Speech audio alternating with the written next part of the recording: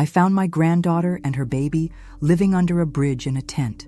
When she saw me, she broke down crying because she'd been told I died years ago. When I brought them home and revealed the dark truth about her father, she learned how much money he had stolen from her. If you're watching this, subscribe and let me know where you're watching from. Let me tell you how I got to this moment, standing in the rain under a concrete overpass, staring at my 19-year-old granddaughter Madison, holding a crying baby. 3 days earlier, I'd been living my quiet, retired life in Minneapolis, thinking my son Derek was just being his usual distant self. Turns out, distant was the polite word for what he'd been doing. It started when I got a Facebook message from someone named Crystal Williams. "Mrs. Henderson, I think your granddaughter needs help. She's been asking about you at the shelter." My blood ran cold. Madison was supposed to be in college in California, according to Derek. Last I heard, she was studying nursing and doing great. I messaged Crystal back immediately. "What shelter? Where is Madison?" The response came an hour later with an address downtown and the words, "She has a baby now. Says her dad told her you passed away 2 years ago." That lying snake. Derek had told Madison I was dead while she was pregnant and alone. While she needed her grandmother most, he'd erased me from her life completely. Why would he do such a thing? The answer would come later, and it would shake me to my core. I drove downtown that rainy Thursday morning, my heart pounding. The homeless camp under the freeway was bigger than I'd expected. Tents lined both sides of the concrete supports, and the smell of unwashed bodies and desperation hung in the air like fog. Crystal, a tired-looking woman in her 40s, met me at the edge. "She's the blonde girl in the blue tent," Crystal pointed. "Been here about 6 months. Baby's about 4 months old now. Sweet kid, but she's struggling." I approached the tent slowly, not wanting to startle anyone. "Madison?" I called softly. The tent flap opened, and there she was. My beautiful granddaughter, thin as a rail, holding a tiny baby wrapped in what looked like a dirty towel. Her eyes went wide, then she started shaking. "Grandma," she whispered, "but Dad said, he said you died of cancer. He showed me the obituary." That bastard had actually created a fake obituary. I knelt down in the mud, not caring about my good pants. "Honey, I'm very much alive. Your father lied to you." Madison collapsed into my arms, sobbing. The baby, startled by the noise, began crying too. As I held them both, I made a silent promise. Derek was going to pay for this. But first, I needed to get my granddaughter and her baby somewhere safe. "Pack everything you have," I told her. "You're coming home with me." As we loaded her few possessions into my car, Madison kept touching my arm like she couldn't believe I was real. "Grandma, why would Dad tell me you were dead?" I wish I'd known the answer then.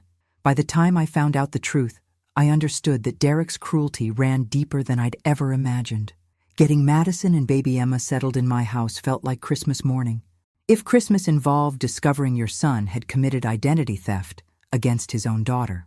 While Madison showered and I fed Emma a bottle, she started telling me what had really happened over the past 2 years. "I got pregnant junior year," she said, her voice barely above a whisper. "The father wanted nothing to do with us. When I told Dad, he said you would be ashamed of me, that I disappointed the whole family."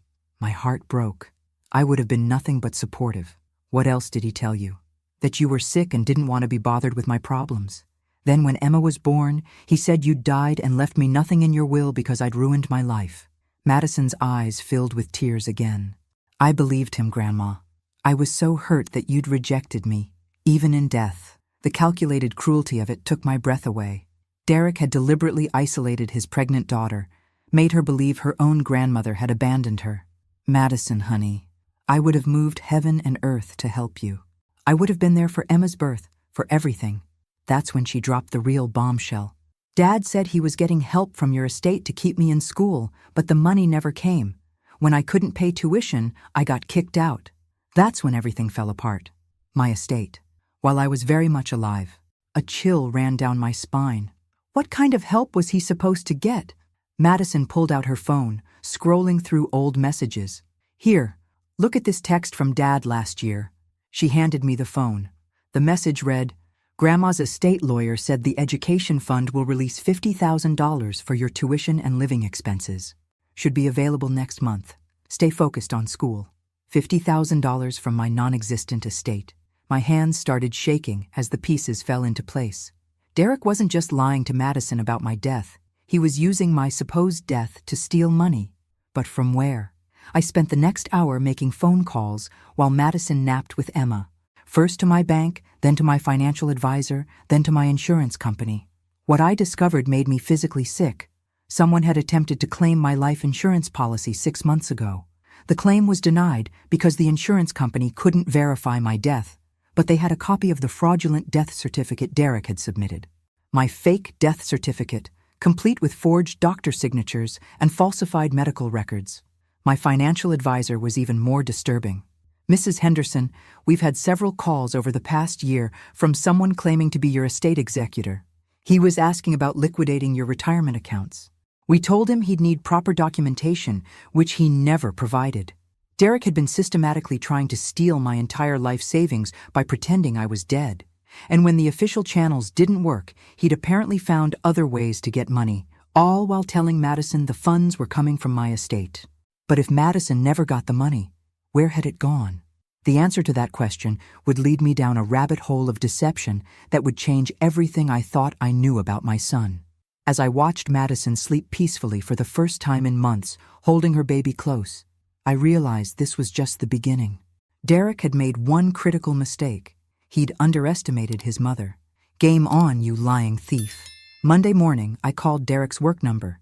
Time to see exactly how deep this hole went. When his secretary put me through, I could practically hear him turn white through the phone. Mom? His voice cracked like a teenager's. We heard that I was dead? I kept my voice pleasant, even sweet. Funny thing about that, Derek. Turns out I'm feeling remarkably spry for a corpse. The silence stretched so long, I wondered if he'd hung up. Finally, I can explain everything. Oh, I'm sure you can. Why don't you come by the house tonight? Bring Laura. We need to have a family meeting. I paused just long enough to let him squirm. Madison will be joining us too. Madison? Now he sounded like he might vomit. Where is she? Safe, fed, clean. You know, all the things a grandmother typically provides when her son abandons his pregnant daughter. Each word was precisely placed, like chess pieces. 7 o'clock sharp, Derek. Don't be late. I hung up before he could respond. Let him spend the day in agony, wondering exactly how much I knew. While Madison took Emma to the pediatrician for a proper checkup, something that should have happened months ago, I got busy. My first call was to Patricia Wells, an attorney I'd known for 20 years. The second was to my insurance company's fraud department. The third was to the Social Security Administration. Patricia arrived at 4, carrying a briefcase that looked like it meant business. Betty, I've reviewed everything you sent me. This is serious fraud we're talking about. Identity theft, insurance fraud, possibly wire fraud if he's moved money across state lines. How serious? I asked, pouring her coffee. Federal prison serious. Multiple felonies. We're not talking about a slap on the wrist here. She pulled out a thick folder. I've prepared some documents. If you want to pursue this legally, we can have him arrested by Thursday. That stopped me cold. Prison? Derek was a lying, thieving snake, but he was still my son. What are my other options? Full restitution, community service, and a restraining order keeping him away from Madison and the baby. But Betty, if you don't prosecute, he'll just do it again, to you or someone else. I thought about Madison's hollow eyes, about baby Emma's malnourished frame, about months of my granddaughter believing her grandmother had rejected her. Let me see how tonight goes first. At exactly 7 o'clock, Derek's BMW pulled into my driveway. Laura stayed in the car. Smart woman. Derek walked to my front door like a man approaching his own execution. When I opened the door, he tried to smile. Mom, you look great. We really thought that you'd gotten away with it? I stepped aside to let him in. Madison, come say hello to your father. Madison emerged from the kitchen, holding Emma. Derek's face went through several interesting color changes as he realized the game was over. Hi, Dad, Madison said quietly. Surprised to see me alive too? Derek opened his mouth, then closed it, then opened it again like a fish gasping for air. I can explain. Can you? I settled into my favorite chair, the one that gave me the best view of his squirming. Because I'm dying to hear how you explain telling your daughter I was dead while simultaneously trying to steal my life insurance money. That's when Derek made his fatal mistake.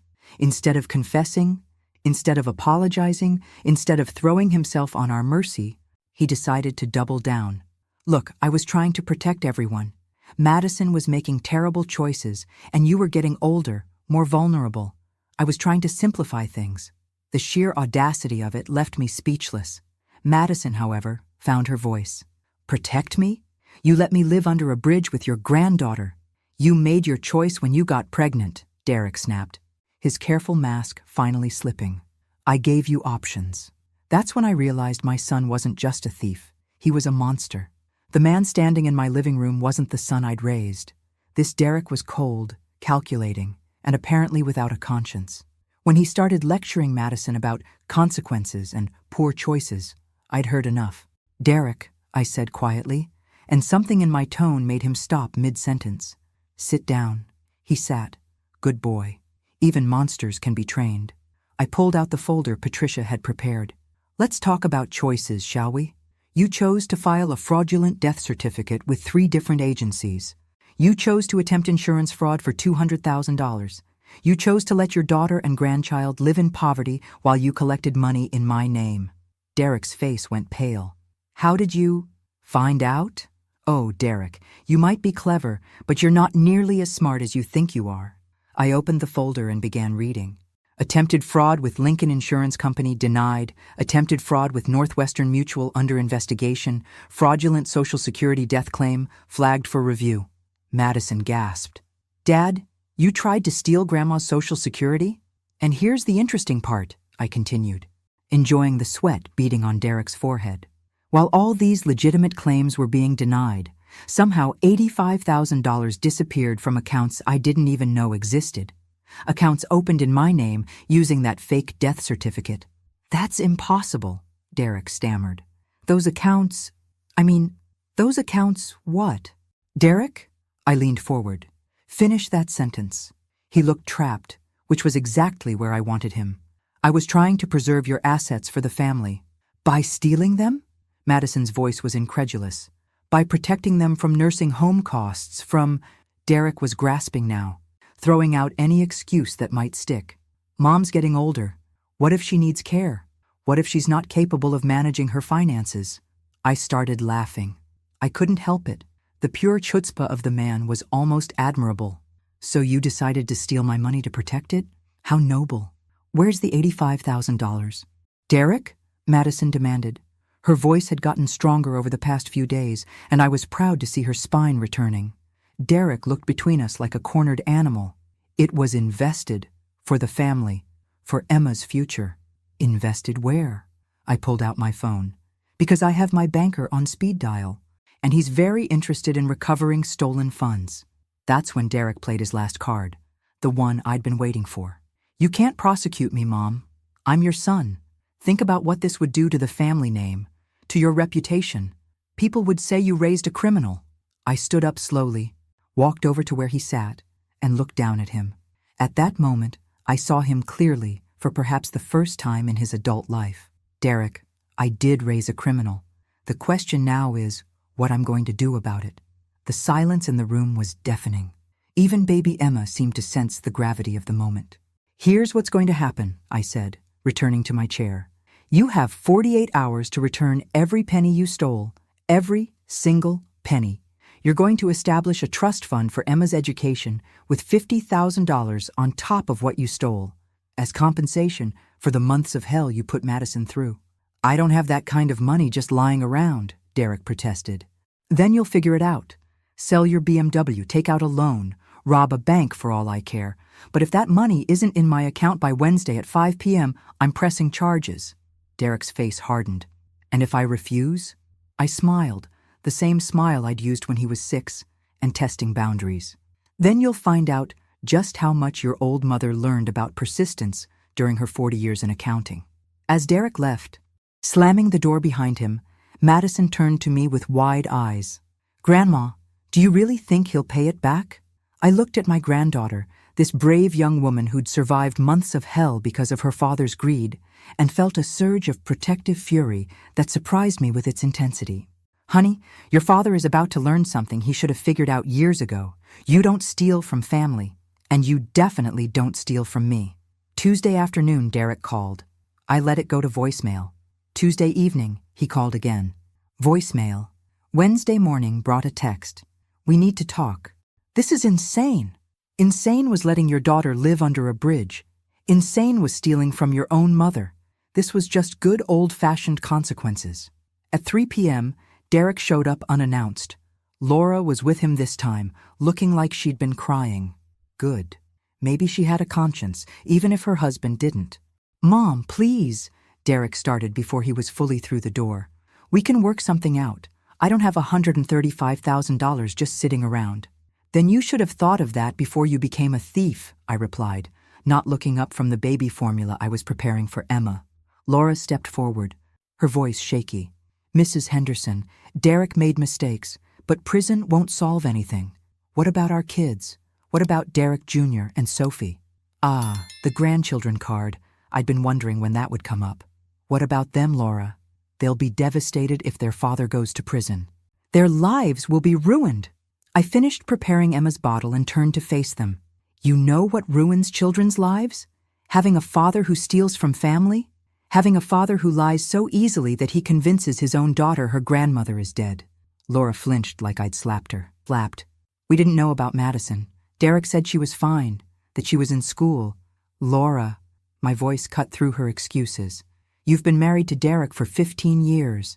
Did you really not know what kind of man he is?" The truth was written all over her face. She'd known. Maybe not the specifics, but she'd known Derek was capable of this. People don't wake up one day and decide to commit fraud. They build up to it. Derek, sensing his wife was becoming a liability rather than an asset, jumped back in. "Look, I can get $50,000 by Friday. The rest will take time, but I can make payments." "No payments. Full amount by 5 p.m. today, or I make that call to Patricia Wells." "That's impossible." I shrugged. "Then you'd better start making some phone calls. Maybe your father-in-law would be interested to know how you've been managing family finances." Laura went white. "Derek, you didn't—" The look on Derek's face told me everything I needed to know. He'd been stealing from more than just me. Laura's family money was apparently also on the table. "How much?" Laura's voice was barely a whisper. Derek couldn't meet her eyes. "It was a loan. I was going to pay it back." "How much, Derek?" $40,000. Laura staggered like she'd been punched. I almost felt sorry for her. Almost. "So you've been stealing from both our families," I said conversationally. "How very efficient of you." At 4:47 p.m., my phone pinged with a bank alert. Wire transfer received, $135,000. I looked at the notification, then at Derek, who was slumped in my kitchen chair like a deflated balloon. Well, well, miracles do happen." "Are we done?" Derek asked, his voice hollow. "Oh, we're just getting started." I sat down across from him. "You're going to apologize to Madison. A real apology, not that pathetic excuse you tried yesterday. Then you're going to establish that education fund for Emma. Then you're going to get counseling because normal people don't do what you've done. And if I refuse?" I pulled out my phone and showed him the screen. Patricia Wells was number 2 on my speed dial. "Try me." Derek looked at his wife, who was staring at him like she'd never seen him before. He looked at Madison, who was holding Emma and watching him with a mixture of pity and disgust. Finally, he looked at me. "I'm sorry," he said, and for the first time, he sounded like he meant it. "Not to me," I said quietly. "To her." As Derek turned to face his daughter, I felt something settle in my chest. Justice, maybe, or just the satisfaction of knowing that sometimes the good guys actually win. But this story was far from over, because Wednesday night, I discovered something that would change everything I thought I knew about Derek's crimes. Wednesday night, after Derek and Laura left and Madison was giving Emma a bath, I decided to look through the paperwork more carefully. What I found in the insurance fraud documents made my blood run cold. The fake death certificate wasn't just hastily thrown together. It was professionally done, complete with forged medical records dating back 6 months, falsified doctor signatures, and a detailed medical history of a cancer I'd never had. This wasn't the work of an amateur.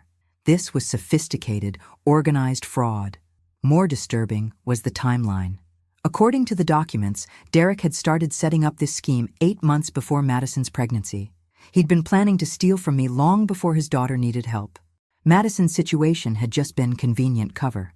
I called Patricia Wells at home. "Patricia, I need you to look at something. The fraud was more extensive than we thought." She arrived within an hour, took one look at the documents, and whistled low. "Betty, this is organized crime level stuff. Your son didn't do this alone." That's when my phone rang. The caller ID said, "Derek Jr., my 15-year-old grandson." "Grandma, is it true that Dad's been stealing money?" My heart sank. "Where did you hear that, honey?" "Mom's been crying all night. She told me and Sophie that Dad made some bad financial decisions.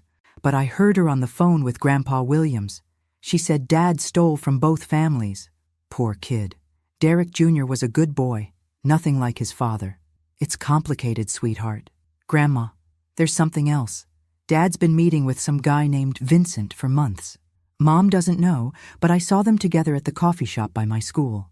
They were looking at papers and talking about accounts and stuff." Vincent. The name meant nothing to me, but Patricia was already taking notes. "What did this Vincent look like?" "Older guy, really expensive suit. Dad seemed nervous around him, like he was scared or something." After I hung up, Patricia was quiet for a long moment. "Betty, I think your son got in over his head with someone dangerous. This Vincent character might be the real mastermind." The pieces were falling into place in a way that made me feel sick. Derek wasn't just a greedy son who decided to steal from his mother. He was in debt to someone who'd helped him create professional-grade fraud documents, someone who probably expected to be paid back. "Patricia, if Derek gave me back $135,000, but he owes money to criminals, then you might all be in danger," she finished grimly. Thursday morning brought confirmation of my worst fears. Derek showed up at my door at 6 a.m., his face bruised and his left arm in a sling. "They know I paid you back," he said without preamble. "Vincent's people paid me a visit last night." Madison, holding Emma, stepped out of the kitchen. When she saw her father's condition, she gasped. "Dad, what happened to you?" "I got in debt with the wrong people. The fake death certificate, the account setup, it all cost money. Money I didn't have." Derek slumped against my doorframe. "I thought if I could just get access to Mom's accounts, I could pay them back and no one would get hurt." "How much do you owe them?" I asked, though I dreaded the answer.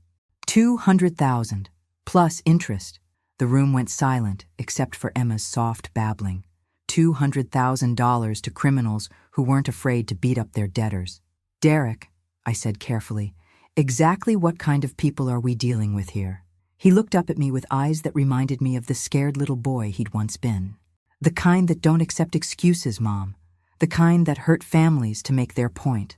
As if on cue, my phone buzzed with a text from an unknown number. "Nice house, Betty. Pretty granddaughter, too. Tell Derek we'll be in touch." I showed the message to Patricia, who immediately started making calls. As she talked to the FBI about organized crime and witness protection, I looked at Madison and Emma, then at my bruised and terrified son. This wasn't just about money anymore. This was about survival. And somewhere out there, Vincent and his people were planning their next move. Patricia returned from her phone calls with a grim expression. "The FBI is interested, but they need more than just Derek's word about Vincent.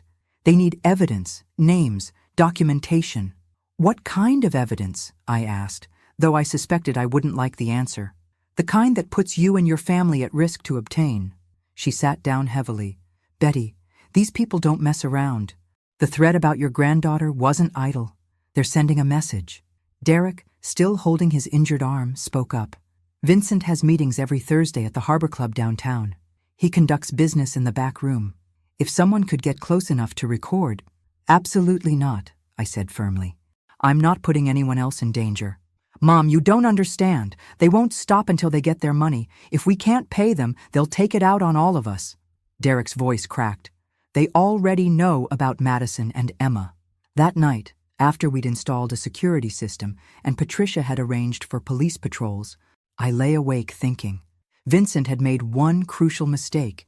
He'd threatened my family. People who threaten my granddaughter quickly discover that 70-year-old grandmothers can be more dangerous than they appear. Friday morning, I made a decision that would have terrified the old Betty. I called Derek. Set up a meeting with Vincent. Tell him I want to negotiate. Mom, no, you can't. These aren't reasonable people. Derek, I've been handling unreasonable people since before you were born. The difference is, I've never had anything worth fighting for like I do now. The meeting was set for Saturday afternoon at the Harbor Club. As I prepared, Patricia tried one last time to talk me out of it. Betty, let the FBI handle this. Don't be a hero. I looked at her with the same expression I'd used on difficult clients for 40 years. Patricia, I'm not being a hero. I'm being a grandmother. The Harbor Club was exactly what I'd expected. Expensive, pretentious, and full of men who thought money made them untouchable. Vincent was waiting in the back room, a silver-haired man in his 60s who probably hadn't done an honest day's work in decades. Mrs. Henderson, he said, not bothering to stand. Derek's told me so much about you. I'm sure he has. I took the seat across from him, noting the two large men flanking his chair. Let's get to business, Vincent. What exactly do you want? He smiled, the kind of smile that never reached the eyes. $200,000. Plus $50,000 in interest for the inconvenience your son has caused. And in return, your family remains healthy and whole. The casual way he said it made my skin crawl, but I kept my voice steady. I have a counterproposal. Vincent raised an eyebrow. I'm listening. $100,000 paid today. In exchange, you forget Derek exists and never contact my family again. Vincent laughed. Actually laughed. Mrs. Henderson, I don't think you understand how this works. I'm not a bank. I don't negotiate payment plans. You're right. You're not a bank. I pulled out my phone and showed him the recording app that had been running since I walked in. You're a criminal, and I've been recording this entire conversation. The mood in the room shifted instantly. The two large men moved closer, but Vincent held up a hand. You're making a mistake, old woman. The only mistake I've made is waiting this long to deal with you.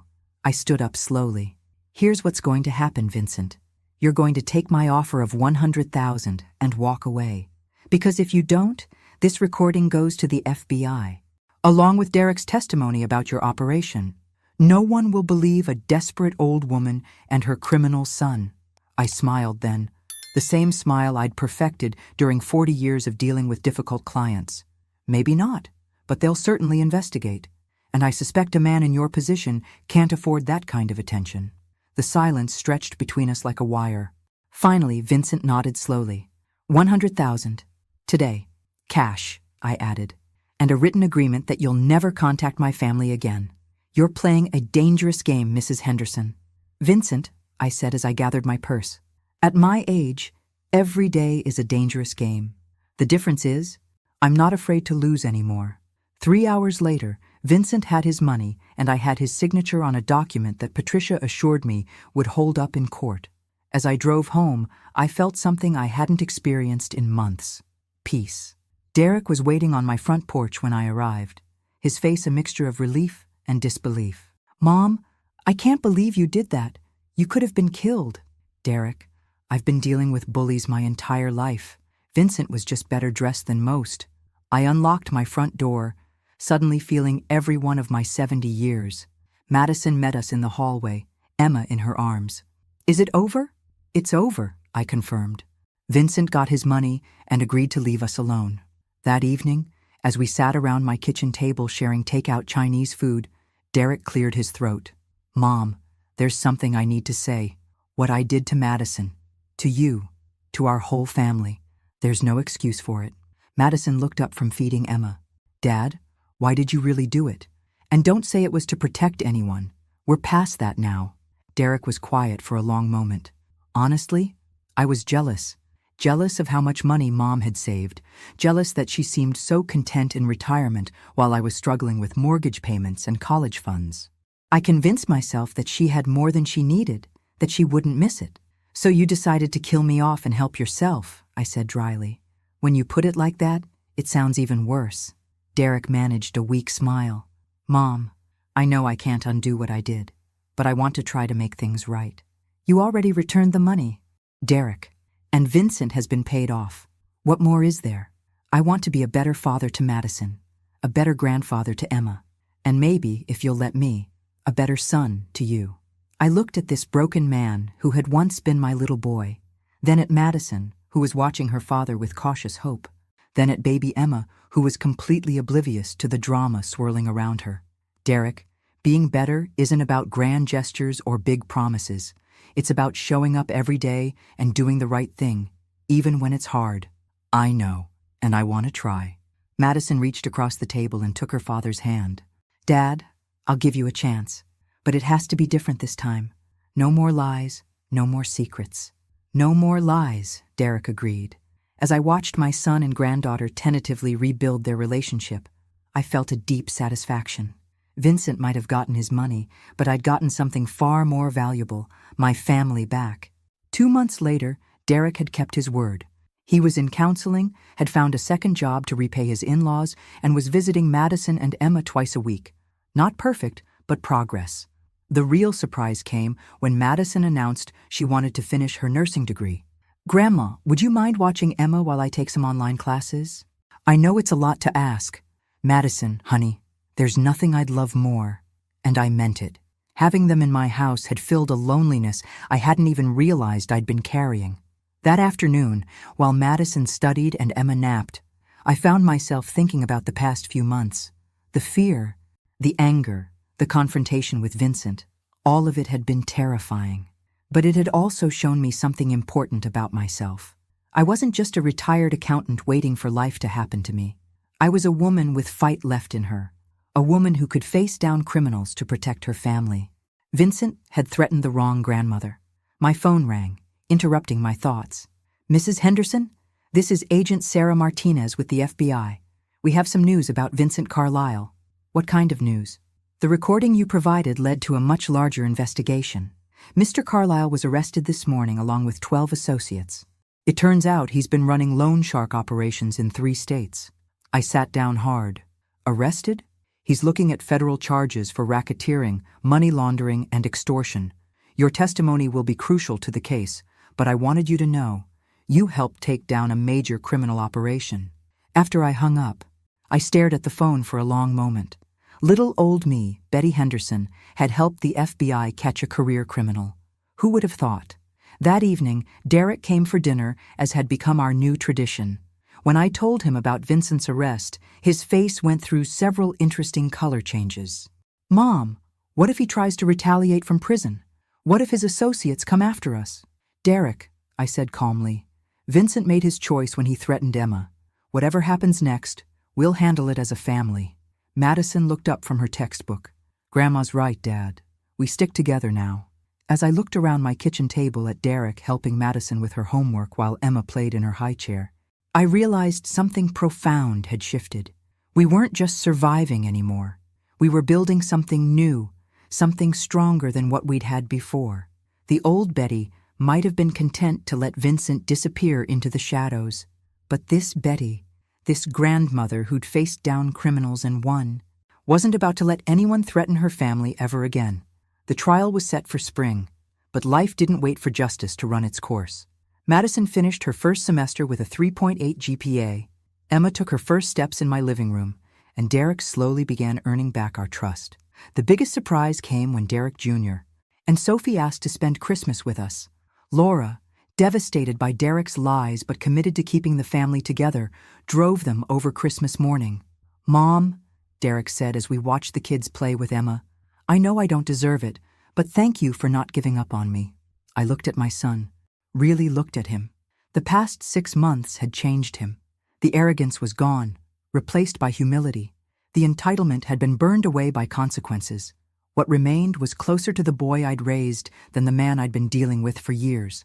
Derek, family doesn't give up. Family fights. Sometimes family fights each other, but we fight for each other too. That afternoon, Agent Martinez called with an update. Mrs. Henderson, Vincent Carlisle pleaded guilty to all charges. He'll be in federal prison for the next 20 years. He also provided information about his associates in exchange for protection.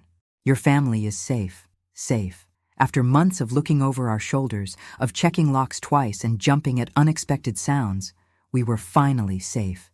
Spring brought Madison's graduation ceremony as I watched my granddaughter walk across the stage to receive her nursing degree, with Emma babbling happily in my arms and Derek beaming with pride beside me. I felt a profound sense of completion. The journey from that rainy day under the bridge to this moment had been harrowing, but it had also been transformative. Derek had learned that actions have consequences. Madison had discovered her own strength, and I had rediscovered mine. That evening, as we celebrated at my favorite restaurant, Madison raised her glass of water. To Grandma, who saved us all. To family, I corrected, who saves each other. Derek clinked his glass against mine. To second chances. To fresh starts, Madison added. As I looked around the table at my family, imperfect, complicated, but genuinely trying, I realized that sometimes the best stories aren't about perfect people making perfect choices. Sometimes the best stories are about broken people who refuse to stay broken.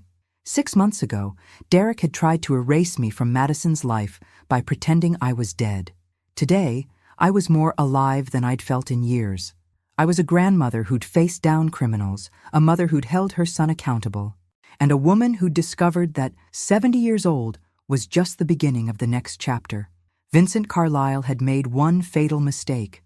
He'd threatened my family, not realizing that grandmothers are the most dangerous creatures on earth when their grandchildren are at stake.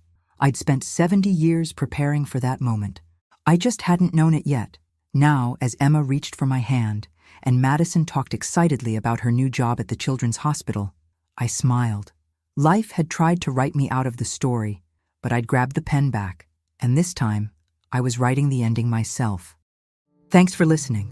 Don't forget to subscribe and feel free to share your story in the comments. Your voice matters.